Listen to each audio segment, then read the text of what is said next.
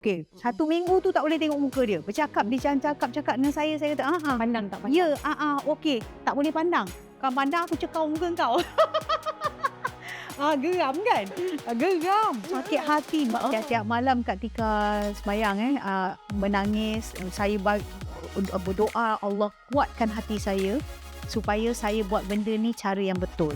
Kalau dia tak jana, mungkin dia boleh bagi nafkah sikit-sikit kan. Jadi jangan doakan yang tak baik-baik. Kita move on aja dengan hidup kita. Bila dah pilih untuk bercerai tu, saya yang pilih nak bercerai. Saya kata no, I'm going to get divorced from you. So I said, okay, you boleh hidup dengan perempuan tu bahagia. I provide you sekali dengan duit. Pergilah kau. Okay. But I want to have peaceful of mind and also hati I rasa tenang. Salah ke kalau kita rasa kita nak bergaya? Ya, salah ke? Sebab kadang-kadang mentality orang terfikir macam ni ada ni nak ambil ni gini kan. Sedangkan kita kena juga rasa macam untuk diri kita. Sebenarnya bukan untuk orang lain, untuk diri kita. Kita nak cantik untuk diri kita. Kita nak rasa macam kita rasa satu benda yang kita rasa macam ni tu yang yakin, keyakinan diri. Suara Kasih.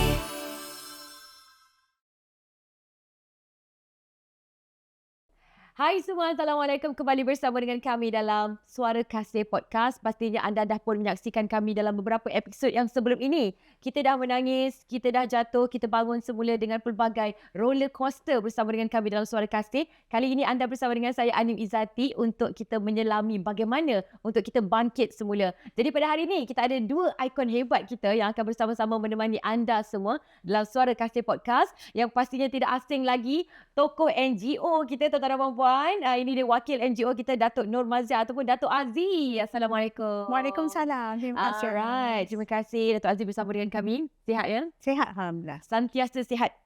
Inilah definisi sihat dan juga bangkit semula. Okey, Kelab Wanita Ikon Malaysia, KWIM. Wakil daripada NGO. Seperti mana yang kita tahu, NGO pastinya memberikan satu impak yang cukup besar dalam kita punya bagaimana turun naiknya seorang ibu tunggal kan. Penglibatan inisiatif yang disokong baik dalam Jabatan Pembangunan Wanita, juga banyak NGO yang diperkenalkan menjadi rakan strategik untuk memastikan inisiatif dapat diperhalusi, disantuni dan diberikan kepada ibu-ibu tunggal dekat luar sana. Dan juga kita bersama dengan seorang wanita hebat, seorang ibu tunggal yang telah pun kematian suaminya disebabkan COVID-19. Tuan-tuan dan puan-puan, ini dia bersama dengan kita Puan Norihan Rahim ataupun lebih dikenali sebagai Puan Norin. Assalamualaikum. Ya, itu dia kan. Terima kasih bersama dengan kami. Banyak sebenarnya cerita yang kita nak bawakan kepada anda semua. Ini dia ikon-ikon hebat kita. Ibu tunggal yang penuh dengan cerita, penuh dengan perjalanan. Tapi nak bermula dengan Datuk Aziz terlebih dahulu. Datuk Aziz, nampak tak? Saya suka kalau bercerita dengan orang yang bersemangat nak cerita dengan anda ni. Pertama kali kalau berbual dengan Datuk Aziz, dia lebih kepada sangat ceria dan genuine. Apa yang dirasai itulah yang akan diceritakan. Datuk Aziz, orang tahu sosok tubuh Datuk Aziz ini sebagai ikon wanita dalam NGO. Yang sangat kuat, yang sangat mencerminkan satu persisten. Tapi sebenarnya banyak cerita yang tak dikongsikan. Betul. Banyak struggle yang dialami juga sebenarnya. Tapi masih boleh tersenyum yang terukir di wajah. Datuk Aziz, jom kita mulakan untuk mengetahui bagaimana latar belakang Datuk Aziz ni. Silakan. Okey, saya dilahirkan oleh keluarga yang susah. Keluarga yang susah. So pada umur 10 tahun, parents saya bercerai. Jadi saya dibesarkan oleh seorang ibu tunggal. Dan mak saya ni struggle sebab apa, dulu punya zaman itu, generasi yang sebelum saya, dia duduk rumah, dia tak bekerja. So bila diceraikan tu, dia terpaksa cari kerja sebab apa yang ayah saya bagi masa tu tak cukup. Jadi dia terpaksa jadi cikgu tadika. Masa tu gaji 150 saja. So ayah saya bagi 150, 4 orang anak dia. So kita orang hidup susah lah. Duduk di rumah setinggan. Orang kata duduk KL kan. Tapi duduk rumah setinggan. Bila hari hujan tu saya cari mangkuk. Mana nak bocor dengan tak ada air, tak ada api tak ada api. Api ambil rumah sebelah. Mak saya bayar RM10 sebulan. Untuk kita orang malam je, pukul 12 malam tutup. Itu nampak. Apa tu? Sampai terkejut dia. Dia pun tak Jatuh. Sampai dia pun terkejut kan. Itulah Ceritanya. Okey, jadi Okey. kita sambung Okey, jadi mak saya hidup dalam keadaan susah membela kita orang 4 adik-beradik dan saya kakak yang sulung. Jadi saya nampak keperihan mak saya tu. Yelah, orang kata anak sulung. Ya, tiap-tiap malam saya dengan mak saya teresak kat bilik sebelah. Sebab apa? Bilik saya dengan mak saya, bilik adik-beradik saya 2 bilik je rumah. So that kita orang tidur kat katil 2 tingkat kan. Saya duduk yang atas. Plywood. Antara bilik saya dengan mak saya. Dengarlah. So ada jaring-jaring kat atas kan. So saya dengar kenapa mak saya dia tak nak menangis depan kita orang. Tapi dia malam tu bila saya dengar dia macam tu. So kita tahu dia sedih kan. Jadi saya masa tu saya tanamkan azam aku tak nak tengok mak aku susah lagi. Tak nak tengok dia susah and everything.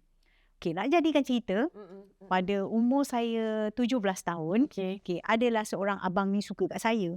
Okey. Gitu. Jeng. Okey. Lepas tu. Okey, 17 tapi tahun ni masa tu? saya 17, dia double age saya. Alamak. 35 tahun.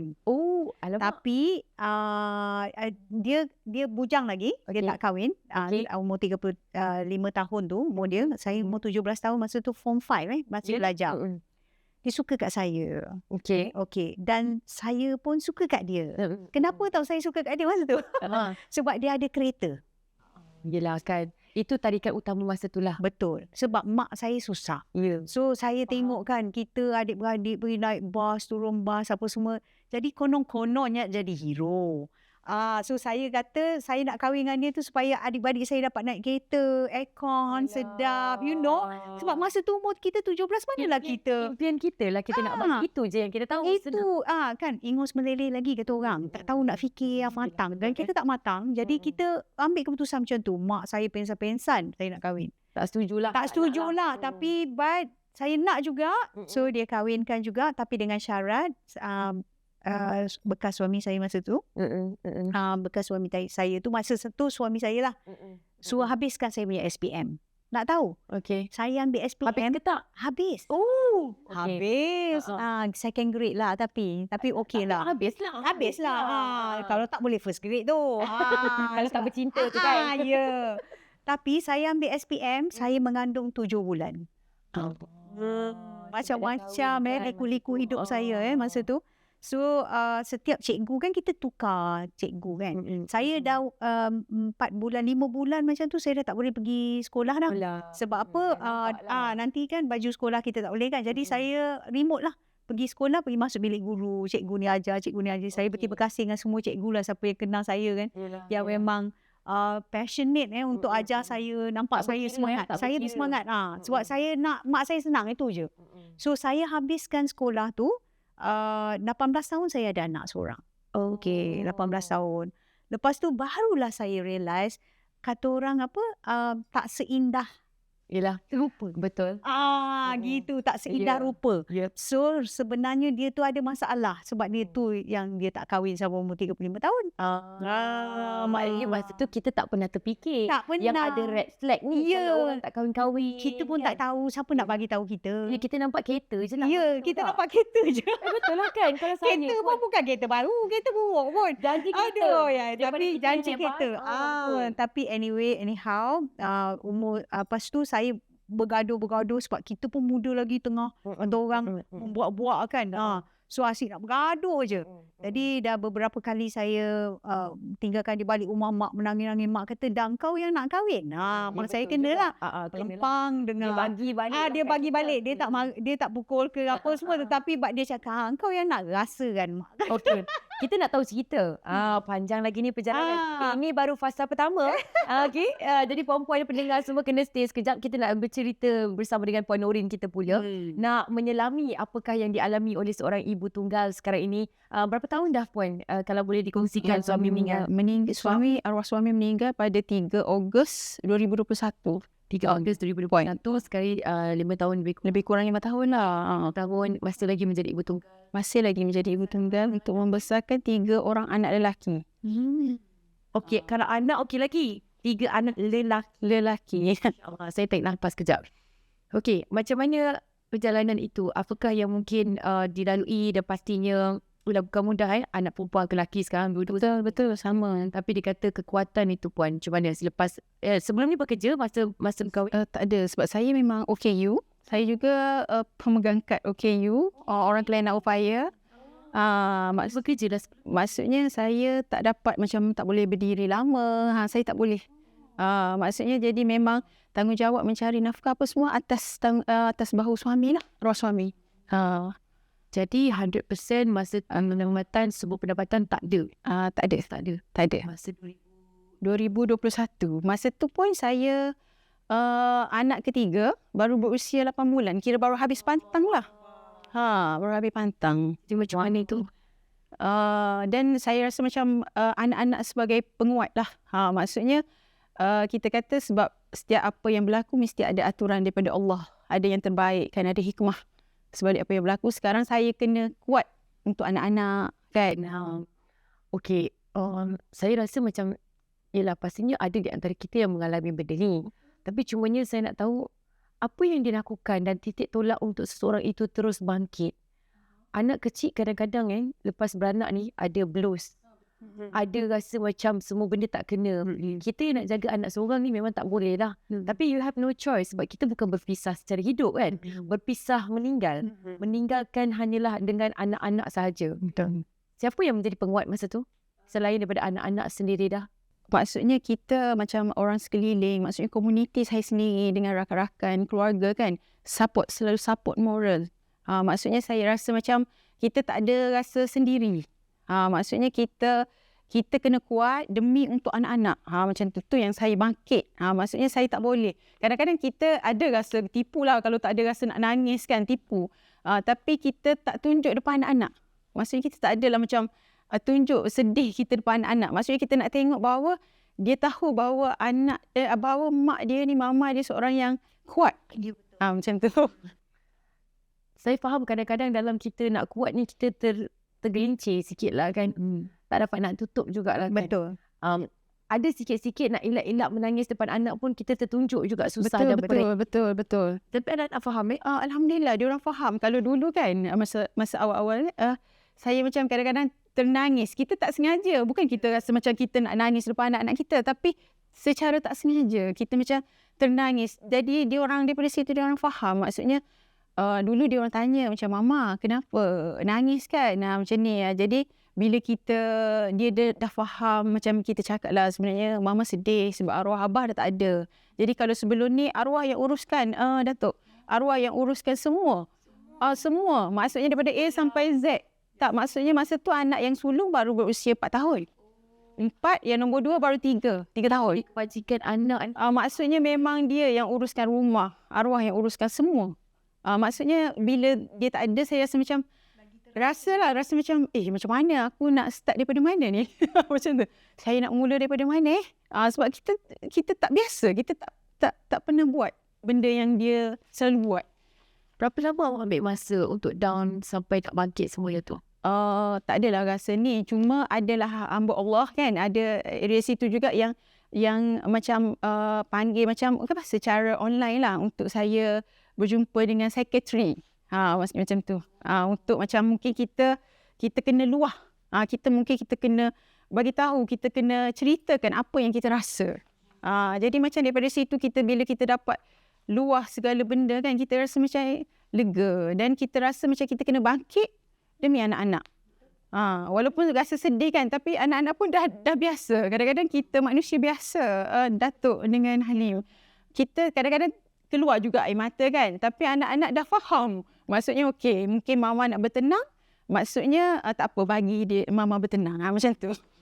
Anak lagi faham kan sebenarnya. Kita rasa macam kita nak sembunyikan tahu perasaan.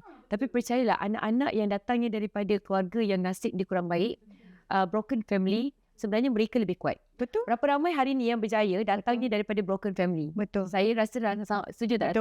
Betul. Datuk sebagai orang yang melihat kepada situasi dan you are the one. You are the person yang been there dalam situasi itu. Betul. Sambung cerita kita Datuk. Dalam fasa perceraian yang berlaku. Okey, Anim. Sebenarnya saya dah jadi ibu tunggal 2 kali. Allah. 2 kali. So yang pertama saya jadi ibu tunggal masa umur 21 tahun. Lepas 2 orang anak bersama dengan suami yang pertama. So saya rasa macam tak boleh pergilah ni. Muda lagi pula. Ya, lepas tu saya nekat aja masa tu ada RM300 dalam poket je dalam bank zero. Tapi saya nekat, saya kata no, I want satu mak kita nak tu. Jadi dah ada 2 orang anak lagi. Dah 3 orang pula. Saya rasa terbeban sangat that I feel like I need to do something. Tak boleh saya berserah aja macam tu. Jadi angkat kaki.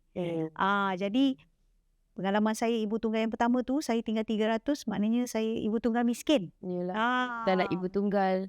Tapi dalam kategori ibu tunggal, saya jadi ibu tunggal yang kedua pula, saya ibu tunggal kaya. Ada beza ada beza Yang pertama dia miskin. tebus balik. Ya, ibu tunggal kaya lain. Ibu tunggal miskin lain. Jadi itu sebab saya kan memang kalau jumpa ibu tunggal dalam NGO kita ramai ibu tunggal, kita akan cakap dengan dia orang. Korang weapon yang paling tajam sekali nak shoot your ex-husband. Kita kan bila bercerai hidup ni lain tau. Because you bercerai meninggal kan, sedih apa semua kan. Macam kita susah nak lepaskan. Ya, betul. Tapi saya dua-dua ibu tunggal jadi ibu tunggal hidup kata orang. Tapi dia tekan betul perkataan hidup tu. Hidup. Nampak punya rasa. Ya. Tanyalah semua ibu tunggal siapa yang bercerai hidup kan, geram je macam tu. Tapi anyway, anyhow, betul. ada pengajaran kita belajar daripada mereka.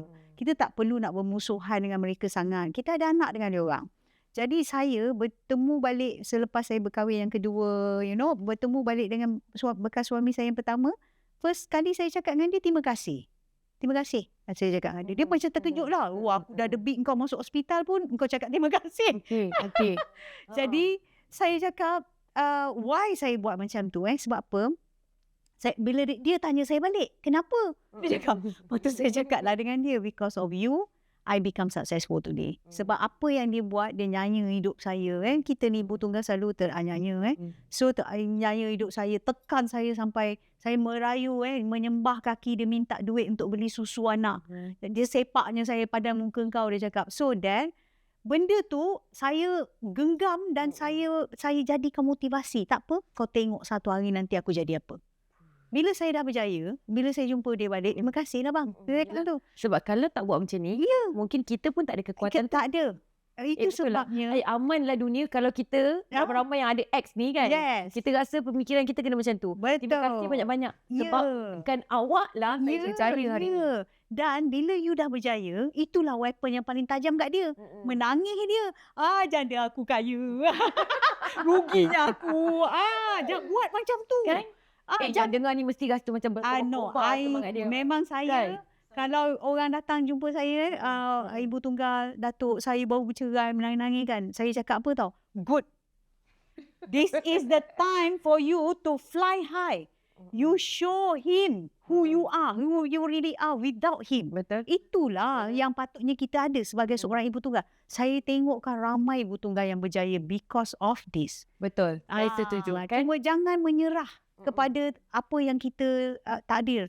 Takdir tu memang kita kena berserah di takdir. Tetapi janganlah mengutuk diri sendiri. Why? You have to be strong. Because apa, anak-anak tengok kita. Saya bercerai yang pertama tu susah kan. So saya bangkit. Masa tu saya bekerja lagi dengan company. Saya buat company tu macam company saya sendiri. Bos sayang, bagi gaji, all out untuk anak dan mak saya ni. Sebab kita tak nak jatuh lagi. No. Kita dah pernah jatuh. Yes. So saya start business umur saya 25 tahun. Masa tu ibu tunggal lagi. 7 tahun saya ibu tunggal. So I started my business masa tu beauty salon kecil-kecil je. Sambil bekerja tu simpan duit, buka beauty salon. So saya start dengan 30,000 modal. Lepas tu saya bina from there. Daripada 1 tahun ke 1 tahun sampai saya dah stable, dah beli rumah, dah beli kereta, barulah kahwin dengan second husband. Ya, bertemulah orang yang baru. Dia okey daripada awal, tetapi dia diuji. Yang second husband ni pula. Kesian. Diuji dengan apa? Harta. Bila dah berjaya, lupa pula diri. Macam mana tu? Hai kan. Satu hal juga yang miskin pun masalah. Betul. Nak bagi duit susu. Betul. Bila dah kaya pun, diuji pula. Diuji pula. Habis bila dah banyak duit, rupa macam mana pun tak apa. Perempuan datang. That's why. So, saya pun silap saya juga.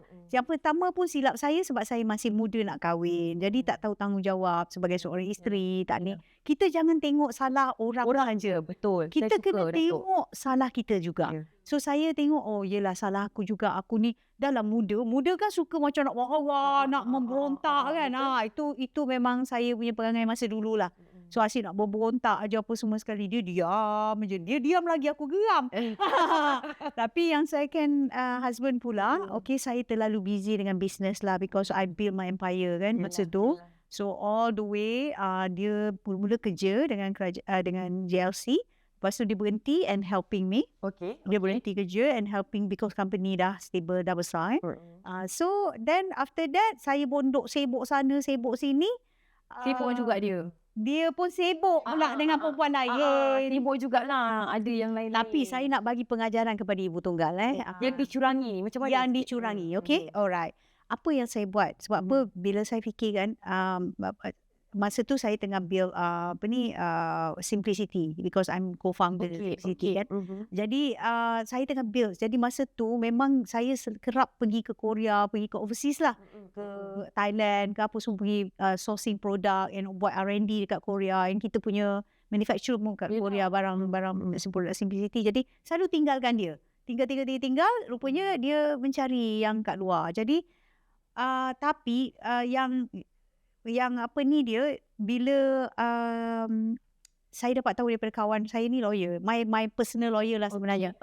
Dia lah cakap dengan saya, dia kata, Tok, you ni, dia kata, you know, your husband ni, you bagi je apa dia nak buat, you tak pernah question, because I memang jenis set people free. Because I tak suka kongkong orang ke, no, not my style lah. Sebab kita pun rasa macam trust is important. Kalau orang percaya, buat apa kita nak rasa something dengan semua benda kan? Sebenarnya masa married yang kedua, saya dah cakap dengan dia, okay, kita ada satu circle perkahwinan kita. Kita dua-dua duduk kat dalam. Jangan sekali-sekali satu kaki melangkah keluar. Betul. Once you langkah satu kaki keluar, I tolak you terus keluar. Dah bagi tahu awal dah. Siap-siap dah bagi tahu dah. Jadi that is what happened. Jadi bila saya, my lawyer ni cakap, you know, I think, you know, you should look into what he's doing. Bila dia tak ada. Maybe dia dah tak nampak ke apa semua. But you never know. You never tak ada. Satu hint pun tak ada. No. I memang trust lah. Because I tak suka ada. Because kita bila buat business, kita tak boleh ada mental problem yang memikirkan negativity about other things tau. I tak suka. Tak boleh. I fokus kat my business. So I tak suka banyak. Laki aku kat mana? Dia buat apa? I don't want that. So I memang set my mental setting I macam tu. So kalau I buat business, I buat aja. Jadi tak fikir bukan-bukan kat orang. Suka. Unless kalau dah ada benda yang jadi. Yes, bukti. Jadi bila dia cakap macam tu, saya pun trigger. Saya kata, okay, tak apa. Lepas tu dia kata, you trust me or not? Lepas tu saya cakap dengan dia, okay, I trust you. You my lawyer kan, my personal lawyer. So rupanya saya masa tu nak pergi ke Korea lagi. Masa tu about 1 week. Dia kata, tak apa. Nanti you balik nanti, I give you all the evidence. I cakap, apa dia? Rupanya dia hire private investigator untuk I. Dia ni masa I balik adalah. Sebab kalau tak cerita dengan bukti, takkan percaya. Ya, dia tahu I. Dia dah lama. Ya, betul. Yes. Good.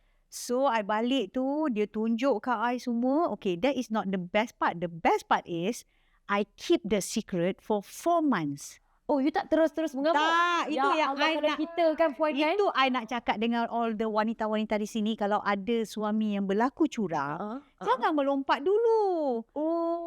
Sekarang terus masukkan dekat social media. Bukti-bukti segala curang. Dah melompat. Betul tak? Puan Nurin kan? So at the end, you got nothing. Sebab apa? Dia dah pandai dah keep everything. Bila kita pula kena saman. Kita pula dapat surat saman daripada That's the thing. Okay, so you simpan dalam masa 4 bulan.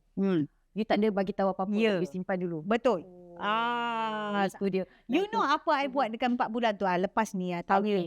Sambil-sambil tu, cerita semakin lama semakin panas. Simpan dulu. Ya? Nanti dah panas dah ni. Okey, kita nak sambung dengan cerita Puan Nurin kita. Pastinya tetamu kita hari ini sangat rancak untuk menceritakan latar belakang mereka. Pastinya cerita ini bukan saja-saja untuk didengari tetapi memberi inspirasi kepada anda semua. Jadi teruskan bersama dengan kami. Kita rehat seketika.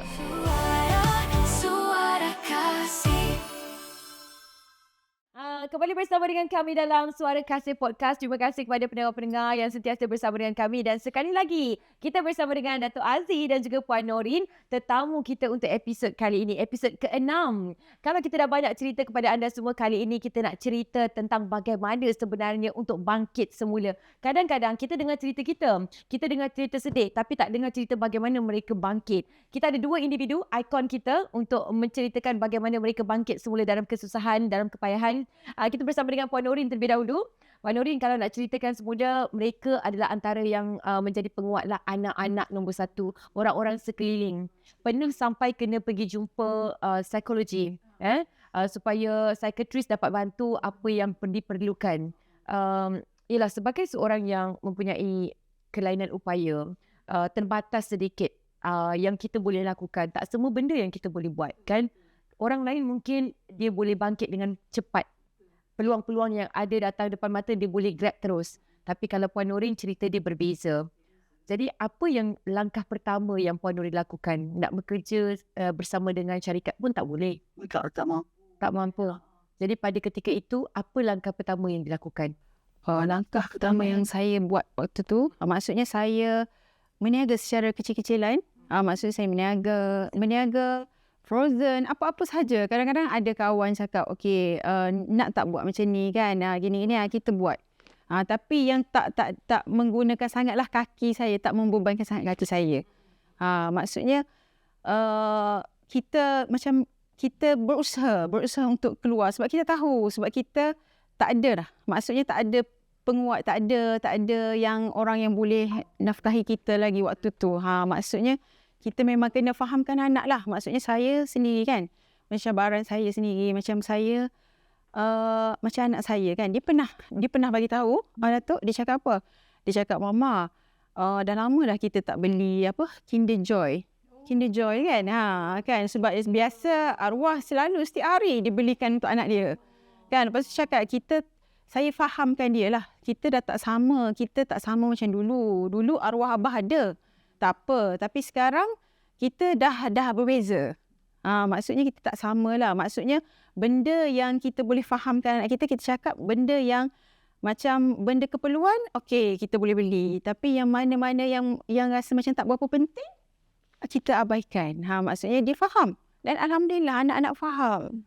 Sebab kita kata walaupun kita hidup secara bersederhana, tapi insya-Allah kita bahagia. Okay. Tak perlu bandingkan. Kita tak perlu bandingkan dengan orang lain. Dan saya kena kuat sebab saya ada anak 3 orang yang perlu saya tunjuk. Kalau saya sedih, macam mana dengan dia orang kan? Macam mana dengan anak-anak saya kan? Dengan dia masih lagi keadaan masih kecil kan? Jadi macam saya sebagai mama dia, saya kena tunjuk yang terbaik. Walaupun dalam hakikatnya hati hanya Allah yang tahu. Kita dah tak ada tempat mengadu kan? Tak ada. Boleh saya tahu, minta maaf, kalau keluarga belah suami, maksudnya adakah yang bantu keluarga ke macam mana? Alhamdulillah ada lah, maksudnya Masih ambil tahu, masih ambil tahu berkaitan anak-anak. Alhamdulillah kan, kita bersyukur dekat situ kan. Kita nampak kita susah, suami kita meninggal, tapi sebenarnya Allah hadirkan orang-orang baik. Kita kalau fokuskan kepada benda yang kita hilang, Betul? sampai bila kita tak boleh bangkit. Kita fokuskan kepada benda yang kita ada. Kan? Betul. Syukur sangat-sangat. Saya rasa macam saya kena kuat untuk buat anak saya walaupun tak ada tanpa ayah, tapi boleh bangkit, boleh berjaya seperti kanak-kanak lain. Okey, sekarang mungkin kejayaan yang nak dikongsikan. Perniagaan bagaimana yang dilakukan Puan Norin, macam mana membesarkan anak, mungkin ada penglibatan tertentu yang menjadikan Puan Norin sekarang lebih stable kabarnya. Alhamdulillah. Alhamdulillah. Maksudnya ramai, maksudnya komuniti ramai yang support. Maksudnya bantu kita dari segi macam contoh apa yang kita niagakan, maksudnya dia cuba support. Macam itulah. Apalah kita kalau tak ada Betul. Ini yang paling penting. Sebab tu dalam apa-apa situasi sekalipun, NGO, badan-badan yang terlibat, penting untuk anda bersama-sama. Betul. Bukan sahaja untuk kita mendengar cerita, tapi bila kita dengar cerita orang, kita tahu dah kita bukan keseorangan. Ada yang lagi susah daripada Betul. Sebenarnya daripada situlah saya ambil. Sebenarnya kadang-kadang saya rasa macam saya diuji tapi mungkin orang di luar sana mungkin ujian lebih berat daripada saya, tapi saya tak tahu. Kan? Maksudnya mungkin saya ni OKU, ibu tunggal, OKU dan juga ibu tunggal kan. Maksudnya terbatas. Tapi Allah hadirkan orang yang baik-baik sekeliling saya untuk bantu support saya. Maksudnya tu dah satu rezeki yang besar Allah bagi kat saya. Macam tu. Pernah tak cukup duit sangat-sangat? Ni saya ceritalah kan Datuk dengan ni. Saya bila ada waktu tak cukup duit kan. Tapi kita bermonolog dengan Allah.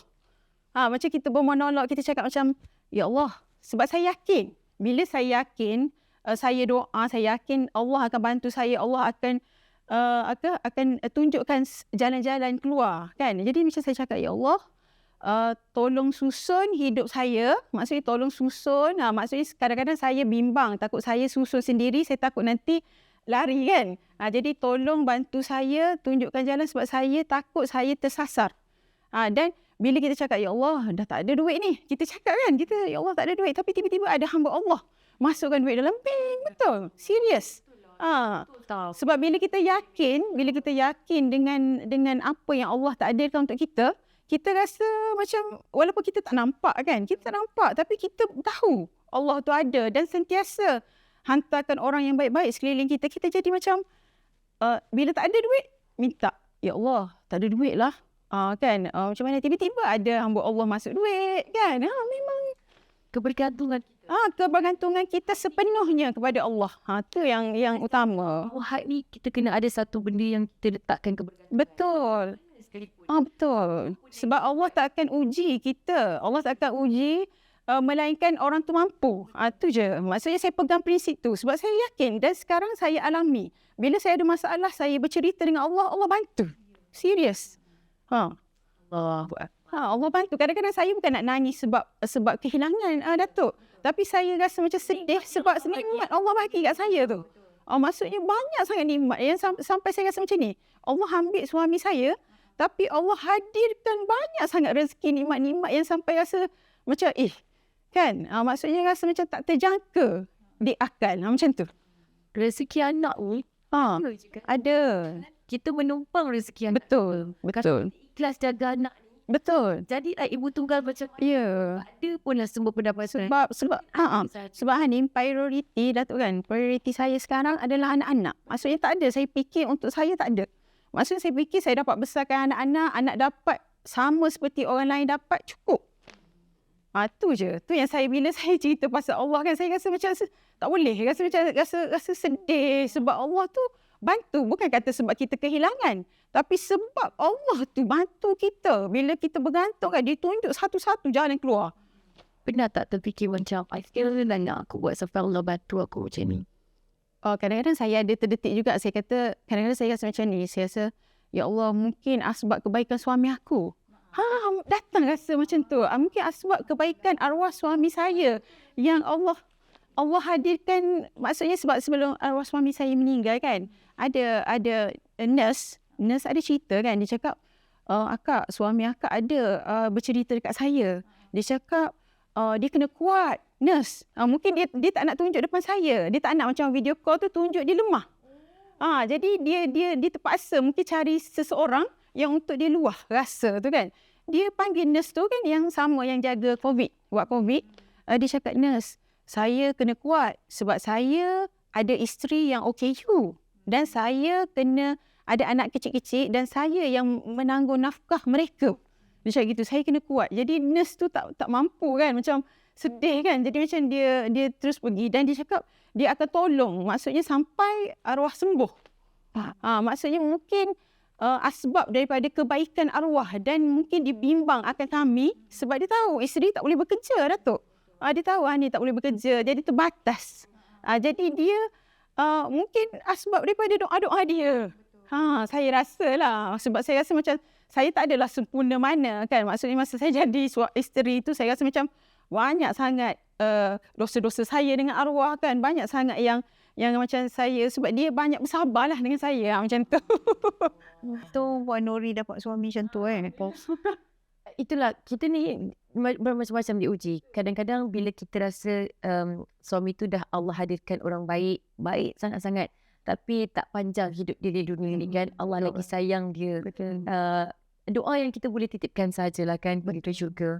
Tapi bila kita pula dalam keadaan yang serba ada, kita diuji dengan lelaki yang curang, lelaki yang ada perempuan lain kan. Datuk, saya terpaksa cakap Datuk. Cepat Datuk. Datuk punya cerita bila Datuk kongsikan. Ya Allah. So saya nak wanita semua jadi kuat. That's why. So cambung cerita 4 bulan. 4 bulan. Ini semua nak tahu. Saya takut nak tanya. Dah dicurangi. Lepas tu tak bagi tahu. Dan tahu. Gambar semua nampak ke? Yelah, nampaklah semua. Bergigit-gigit. First time memanglah rasa hati. Dia sorry. Masa tu dia dah tidur tau malam. So so masa tu dia dah tidur dah malam. Lepas tu saya buka email lah, tengok the evidence kan. So, astaghfirullahalazim. Bila saya tengok tu menggigil lah tangan. Memang tak disangka pijak semut tak mati rumah. Tu dia. So yang satu hin pun tak nampak. Tak nampak. Apa yang saya buat tau mula-mula tu? Pergi dekat sebelah dia tengah tidur leno je. Aku nak ambil bantal ni tekap muka engkau ke, atau aku nak pergi ambil pisau kat dapur tu godok perut engkau. Itu yang saya rasa. Itu betul. Itulah yang itu reality. Saya janganlah bohong wanita-wanita semua. Kalau dah berlaku macam tu, what do you feel? Dengan you bukan main lagi layan, sebab dia tahu kita ni, kita ni apa kata orang, dia tahu kita ni bagus, kita ni hebat, tapi dia nak juga benda yang kat luar tu, because apa, itu best kan. Kan benda yang kau dapat best. Lagi satu benda-benda dosa ni kan best. That's why. Jadi lepas tu, tapi saya kata tak boleh. Saya fikirkan my children satu. First kali children lah, anak dengan dia 2 orang, yang second husband. Yang first husband 2 orang, yang second husband 2 orang. Lepas tu fikir pula, stay with me. Lepas tu fikir pula pasal family dia sayang saya, family saya sayang dia. Lepas tu fikir pula pasal business. Lepas tu harta, banyak harta dah kaya raya. Inilah yang actually ya Allah ya Tuhanku, Allah duga dia mula-mula masa kahwin okey, baik apa semua kan. 14 tahun kahwin dengan second husband. Yang first husband 4 years. Yang second husband, yang first husband 4 years, yang second husband 14 tahun. 14 tahun lepas dia 14 tahun. Dia diuji dengan tu lah, dah dapat harta, dia lupa diri dia. Jadi saya tak ada turning back lah. Yang kan saya kata ada circle tu, you dah keluar satu kaki, aku tolak kau keluar lah kan. Jadi saya apa buat preparation. Okey, 1 minggu tu tak boleh tengok muka dia. Bercakap, dia cakap dengan saya kata, tak pandang. Ya, okey, tak boleh pandang. Kau pandang aku cekau muka kau. Geram kan? Geram. Sakit hati. Tiap malam ketika sembahyang menangis. Saya berdoa Allah kuatkan hati saya supaya saya buat benda ni cara yang betul. So what I did is pergi masuk my company yang dijaga, tengok apa yang berlaku kat dalam tu, pergi tengok then consult my lawyer about my boleh berfikiran luar. Yes, saya itulah yang kita wanita ni terlalu emosi. Kita kena kontrol kita punya emosi tu. Kita kena fikir reality. Anak-anak kita tengok adik prepare kalau bapak dia tak ada. Itu satu. Second, tengok harta benda pula. Berapa banyak yang aku share dengan dia, dengan ni, dengan tu. Lepas tu tengok pula company. Apa yang dia dah buat dalam company. Rupanya dia dah macam-macam buat dekat dalam company saya.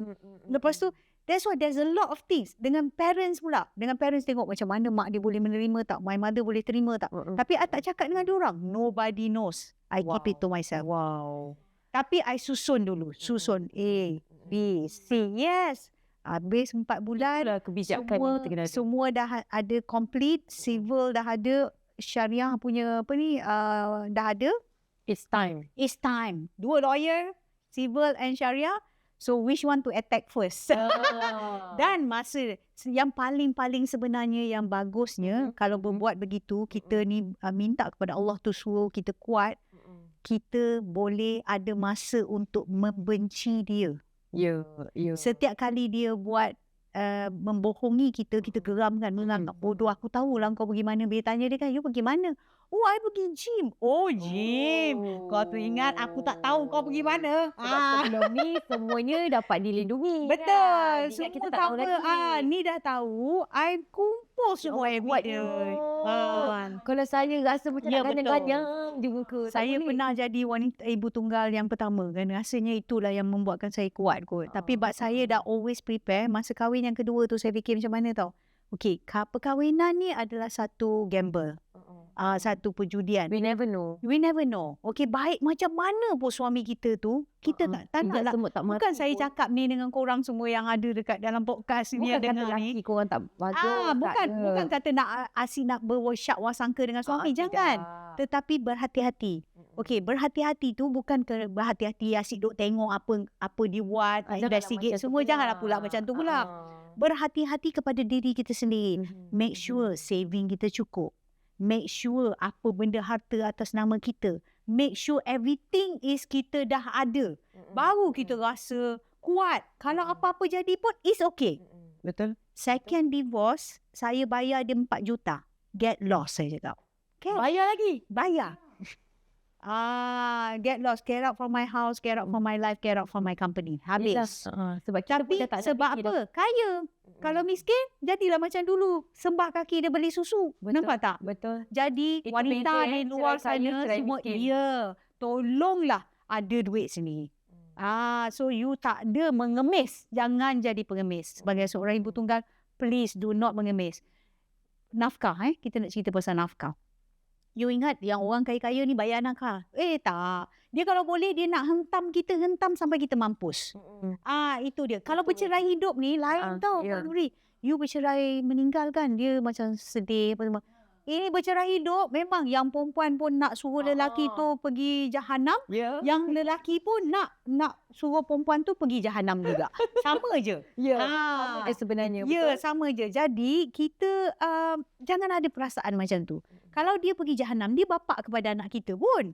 So, why kita nak jahanamkan dia? Betul. Kalau dia tak jahanam, mungkin dia boleh bagi nafkah. Sikit-sikit kan. Jadi, jangan doakan yang tak baik-baik. Kita move on aja dengan hidup kita. Bila dah pilih untuk bercerai tu, saya yang pilih nak bercerai. Saya kata, no, I'm going to get divorced from you. So, I said, okay, you boleh hidup dengan perempuan tu bahagia. I provide you sekali dengan duit. Pergilah kau. Okay? But I want to have peaceful of mind and also hati I rasa tenang. Itu Betul. je nak. Moving on. Yes. Tak Jadi, perlu lagi dan nak saya takut tak forward. tengok belakang, saya tengok depan. Tapi cerita punya cerita yang paling pelik lah yang saya dengar daripada Tandi ni. Kenapa nak kena bayar 4 juta? Member dah lah curang. Masalahnya betul tak? Kalau kita dah curang, kau keluar sehelai sepinggang, jangan jejak lagi dah.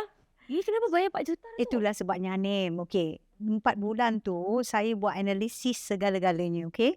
Dalam syarikat-syarikat saya masa tu ada 8 buah syarikat, semua multi-million company. Okay. So that dia ada sikit sini, sikit sana, sikit sini. The valuation about berapa puluh juta that I need to pay him. Apa yang saya buat? Saya korek company-company yang dia manage. Saya tengok apa silap yang dia buat dalam company saya. Evidence, yes. So jadi, dan saya dah ada evidence yang dia adalah makan duit company sikit and everything. Sikit-sikit adalah something yang saya nak fire dia, nak attack dia. So itulah, bila kita nak masuk court, kita negotiate lawyer to lawyer. Yeah. Lawyer akan bagi tahulah, you know, you buat ni salah. Kalau kita pergi masuk court, you akan masuk 20 years dalam jail. You nak tu ke atau you nak terima apa Datuk Aziz offer? So I offer him lah. Dia pernah jadi my husband, bagi I 2 orang anak. Lepas tu dia pun pernah bantu I punya business yang bila I busy dengan business ni, dia handle ni. So kau adalah penglibatan. Yelah, macam mana pun dia pernah jadi peneman hidup dia for 14 years, right? No, please, jangan apa ni bohong lah kepada wanita yang bercerai sekarang ni. Takkanlah tak pernah ada yang baik pasal your ex-husband. Kalau Betul tak tak? kahwin kan? Ya, tapi masa bercinta dulu kau main agak lagi kan. Tapi bila dah bergaduh tu semualah buruk pasal Aku tak pernah happy dengan kau. Betul, bertipu tu. Jadi kita kena be realistic sikit. Betul, Janganlah setuju. kita tengok pada kesalahan orang lain saja, tengok pada kesalahan kita. Saya tahu saya busy. Tak ada masa untuk dia. Jadi dia carilah orang lain, yang perempuan lain. Dapat ada masa. Abang macam tu kan. Jadi kita tak boleh lagi masa tu. Yelah. Jadi that is also, I consider that one. Patut I tanya my lawyer, is it kalau I fight ni macam mana, fight ni macam mana. Jadi sebenarnya the offer is 3 million and he wants 5 million. Tapi saya cakap dengan dia, okey lah kita meet in the middle. Tapi memang saya dah spare pun duit tu. Dah tahu dah. Dah agak dah. Itu yang 4 bulan tu. Pentingnya 4 bulan bukan. kalau 3 bulan, kalau tak banyak harta 3 bulan, 2 bulan pun, you kalau boleh sabar, you sabar dulu. Tengok dulu apa benda yang you can get. Pergi jumpa penasihat lawyer dulu. Tanya, okey, suami saya ada rumah ni, ada tanah ni, ada apa. Berapa saya boleh harta dapat. pencarian. Harta sepencarian berapa saya ni. Dah tahu, barulah you rasa macam okey, confident. Lepas tu dalam masa 4 bulan tu, you build your hatred macam saya cakap. Tak adalah you bercerai tu, you tu duduk menangis, kan gila talak pula kan. Sebenarnya masa tu downtime tu sepatutnya kita ambil dulu. Yes, it's for ourselves. Sebelum bukan kita untuk cuba dia. Yes, Untuk diri exactly. sendiri. So you buat hati you balik dalam masa 4 bulan tu, you tengok okey lah, worth it ke tidak kau nak sambung lagi this marriage, ataupun kau rasa macam tak apalah, kau tak worth it lah. So better you dah prepare yourself. Jadi bila you melangkah tu, langkah dengan tenang. Okay, have you ever considered to just lah macam menerima kesalahan tu, dicurangi sekali je, jadi rasa macam it's okay for me untuk maafkan kau, because you know sekarang ni itulah dilema wanita yang lelaki dia dah pernah curang kan. Dia rasa macam dia sebenarnya kan, kalau you ada that kind of thinking kan, you tak sebenarnya you tak tahu your self value. Value diri kita sendiri. So kalau macam I tak ada rasa macam tu. I feel like macam aku okay kot, aku lawa, aku kaya, aku ada apa-apa semua. What is it less? Masa je aku tak ada untuk kau. Perempuan kena ada duit Yeah. So you have to actually look at yourself. Janganlah macam jadi makcik-makcik, cuma lawakan diri. You know, you self value lah tu. Kenalah ada investment kita sikit. Betul lah, diri sendiri. So bila kita ada that self value, kita tak rasa yang dia ni tak worth it lah untuk aku. Bila you dah tak rasa dia tu worth it, then you nak lepaskan dia senang je. Tak ada rasa macam, aku terimalah dia punya kesalahan, lepas tu aku maafkan dia. Lelaki ni susah nak berubah. Ni makcik cakap. Sekali dia curangi, dia susah nak berubah. Kalau dia dah ada that species tu dalam darah dia tu, dia masih nak tengok orang lain lagi. Kan? Jadi better. Because my ex-husband ni pun second marriage, I pun second marriage. Jadi kalau dia boleh tinggalkan dia punya ex-wife yang pertama tu, kahwin dengan I, lepas tu dia nak ada perempuan lain, I tak pelik lah. For me, I tak pelik lah. Bukannya bercerai meninggal macam you kan. Jadi that's why wanita, you need to know your self value. Self value termasuklah duit yang you ada. Lepas tu you kena tahan sabar. Kita boleh sabar dengan anak, dengan kerja, dengan apa semua. Betul. Pasal laki buat hal sikit tu, habis kau dah melenting dan naik atas meja dah. Macam mana? Agree. Jauh This one setuju. Tarik nafas panjang-panjang, you know, minta kat Allah tu kuatkan hati you. Okay, relax dulu. Pergi dulu kalau misalnya rapat dengan mak mertua, kebincang dengan mak mertua. Mak okey ke, mak dia ni ada perempuan lain lah, mak kat luar sana you ni macam dia. Pergi jumpa lawyer. Apa hak saya? Hak saya apa dekat dia? Bila kalau bercerai, apa yang berlaku ni? Jadi you dah tahu your future. So bila you dah tahu your future, barulah you boleh melangkah tu dengan confident. Ini tak adalah rasa macam down, terduduk, nangis. Tak payah nangis dah. Sebab bila kita sedih dan kita geram, kita akan buat keputusan based on emosi. Betul. Dia tak ada timbang tara daripada faktor yang macam sangat nyata, jelas, tak waras. Kita memang anggap 90% of kita punya decision based on kita punya emosi. Betul. Kan? Wan Nurin pula bagaimana? Bagaimana mungkin pengalaman yang dikongsikan ini menjadi inspirasi juga kepada kawan-kawan kan? Bila melihat kepada mungkin Datuk mungkin kan yang perkahwinan kedua kan, mungkin dah letak dalam mind, mungkin macam aku tak boleh mungkin dah letak set dalam minda, maksudnya aku tak boleh macam ada Puan Nurin lah kat duduk lepas ni. You need to set your mind macam tu. Betul. Sebab kita tak boleh kata anak, mak bapak kita tak boleh silih ganti, tak boleh ganti dengan orang lain, tak boleh. Betul. Tapi suami boleh. Jadi itu yang kita kena kata orang. Kita kena tahu mana yang boleh diganti, mana yang tidak boleh diganti. Yang mana aset kekal, yang mana aset Betul. sementara ya. Ya, aset kekal dan aset ketara. Betul. Kan, kita kena tahu tau. Ya. Benda-benda macam gini sebenarnya kita ikut emosi. Itulah Betul. tadi kita berbalik kepada emosi. Kita Ya. nak tahu. Kita boleh cakap masa kita dah tak sedih. Ya, Kan? Bagi betul. orang yang tengah dalam fasa sedih, dia tak boleh fikir. Tapi Ya. baguslah bila dengan macam ni kan. Ya. Kita dari Jabatan Pembangunan Wanita, kita nak kongsikan bagaimana sebenarnya bukan hanya rintihan dan juga keluhan sahaja yang kita Ya, dengarkan. betul. Bagaimana mereka ni bangkit juga menjadi ikon untuk diceritakan untuk mereka di luar sana tu yang dalam nasib yang sama Ya. bangkit semula. Ya, ya. Katanya ada juga inisiatif daripada Ya, JPW, betul. JPW kan ada sekarang, Mai. Apa ni? Kasih. Apa kasih? Kasih Kasih Nita. Nita. Kasih Nita kita ada I think JPW also ada yang pro bono punya lawyer sekarang ni.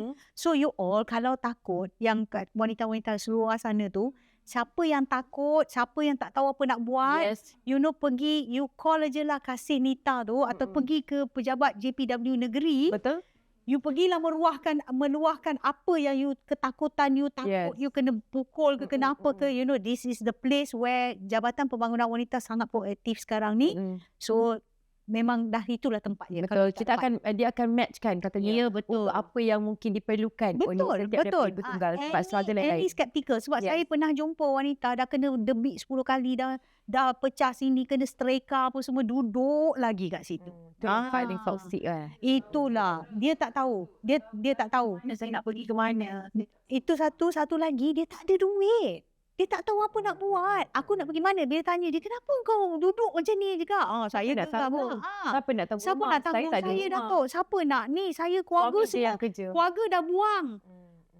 Dah tak ada support system tau. Jadi dia kata, apa yang saya nak buat? Saya tak ada pendapatan, saya tak kerja. So, saya cakap dengan dia, ya Allah, ya Tuhanku, there's a lot of things kan. Macam di Kelab Wanita Ikon, apa yang kita buat? Kita bagi dia orang juga, kita ada lawyer pro bono juga. So, kita akan bantu dia orang. Tapi kita tak setakat tu je. Lepas tu, kita akan bagi dia orang perniagaan kecil-kecilan. Kita akan ajar dia, kita ada burger Nita. Kan. Kita bagi store burger, wanita jual burger wanita kalau jual burger ramai lah abang-abang dengan motor kan beratur kat depan. Ada burger janda. Letakkan nama burger janda. Tak betul tau. Nasi lemak janda. Beratur. Ya Nama kan? janda ni selain daripada dipandang serong kepada masyarakat, sebenarnya Ada. dia rezeki tau. Ya betul. That's why. Itu yang kata orang janganlah kita rasa macam hidup kita ni tamat. Betul. Kalau kita dah jadi ibu tunggal maknanya tak adalah. Ada juga wanita yang datang jumpa saya, Datuk, saya sedih lah Datuk. Dia kata, orang sebelah rumah saya, dia kata kawan baik kan apa semua. Tiba-tiba saya bercerai dengan suami saya. Sekarang ni bila dia nampak saya lalu depan rumah dia, dia tarik laki dia masuk dalam rumah. Takut. Cakap besok kau pakai high heel. Jalan kat depan. Dia yang apa ni, yang insecure, bukan you.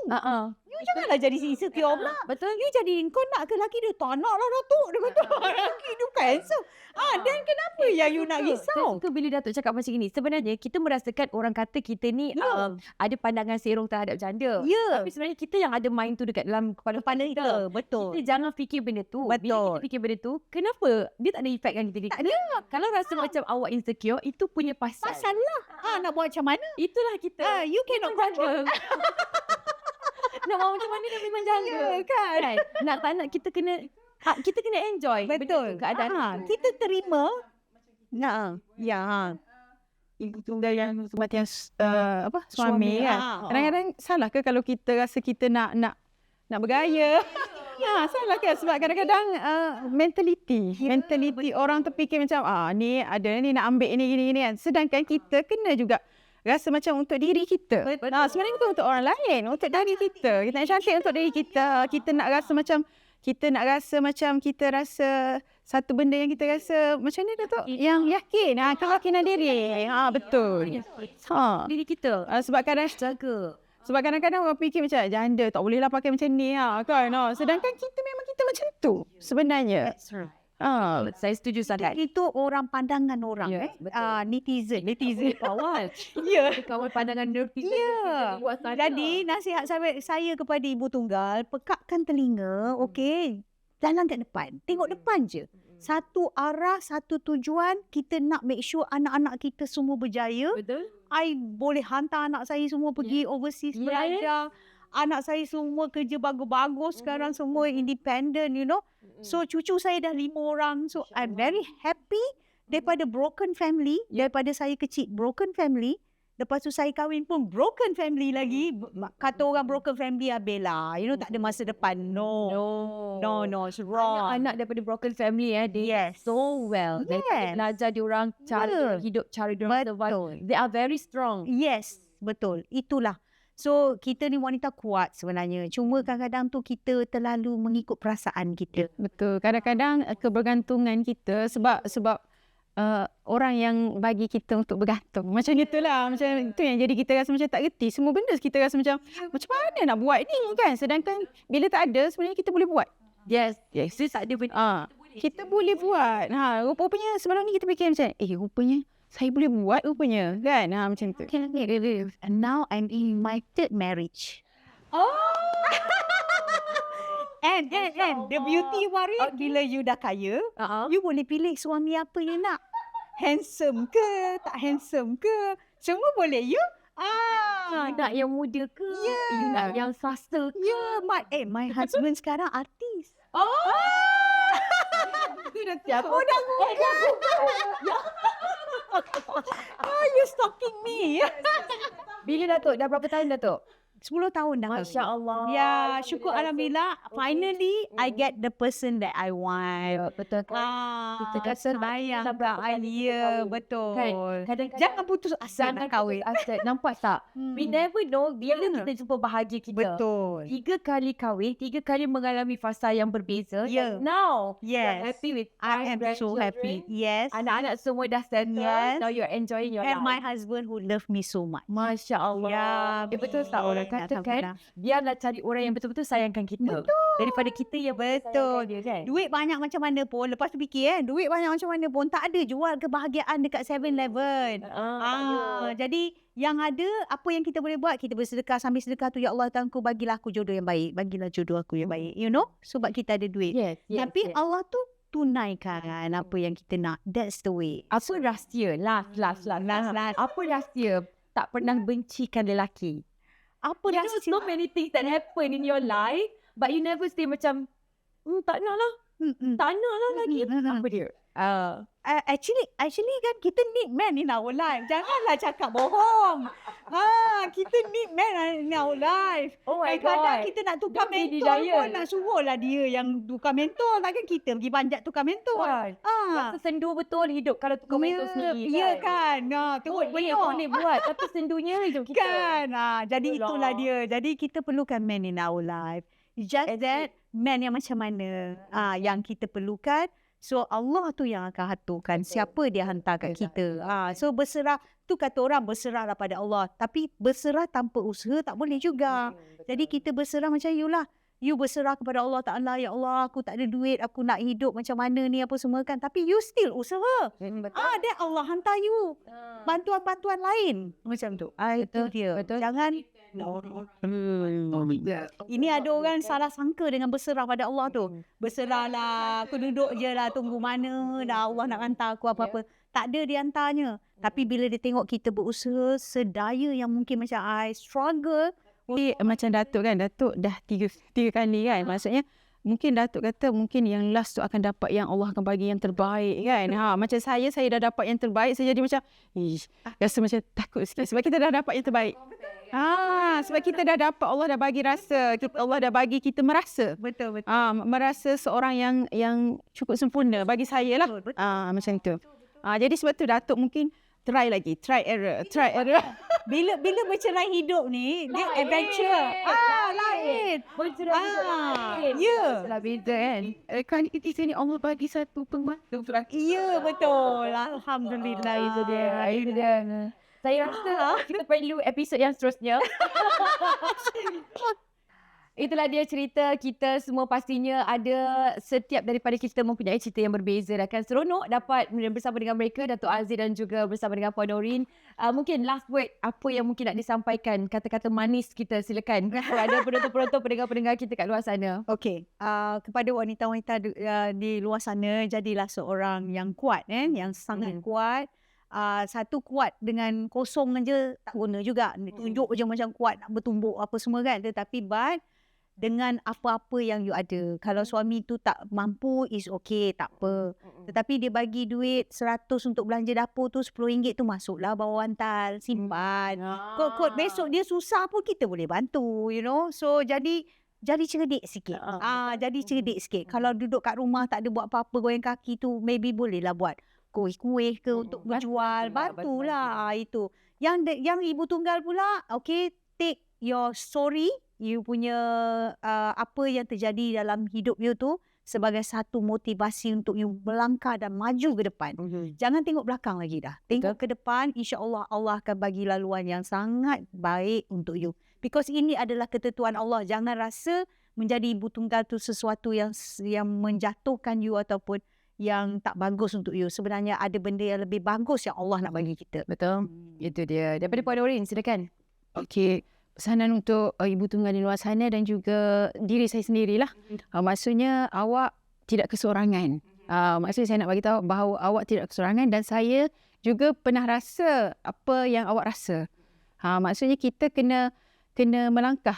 Maksudnya ni ujian Allah bagi sebab Allah tahu kita mampu. Jadi kita fikir macam kita buat semua benda ni kerana Allah dan juga untuk anak-anak kita. Betul. Macam tu kan. Kita kena ada big why. Kenapa kita buat semua benda ni? Kita kena ada satu imajinasi masa depan yang terbaik untuk anak-anak kita. Betul. And kalau mungkin nak bersedih, tak salah. Bukan kita kata tak boleh bersedih. Kalau rasa nak menangislah. Menangislah. Nak rasa down lah. Tapi jangan buat benda tu sebagai penghalang untuk kita terus melangkah sangat kan. Betul. Kita kena ada satu masa, this is it, enough. Yes. Ini masanya kita berhenti bersedih. Betul. Kita bangkit. Betul. Okay, ambil apa segala kekuatan yang ada di sekeliling kita. Betul. Guys, thank you so much Datuk. Thank you so much. Terima kasih Banyak-banyak bersama dengan kami. Puan Norin berkongsi cerita, rasa. Terima kasih banyak-banyak. Okey, tuan-tuan dan puan-puan, pendengar-pendengar semua. Thank you, Nori. Yap. Terima kasih Yep. Inilah masanya kan kita jumpa Datuk kan.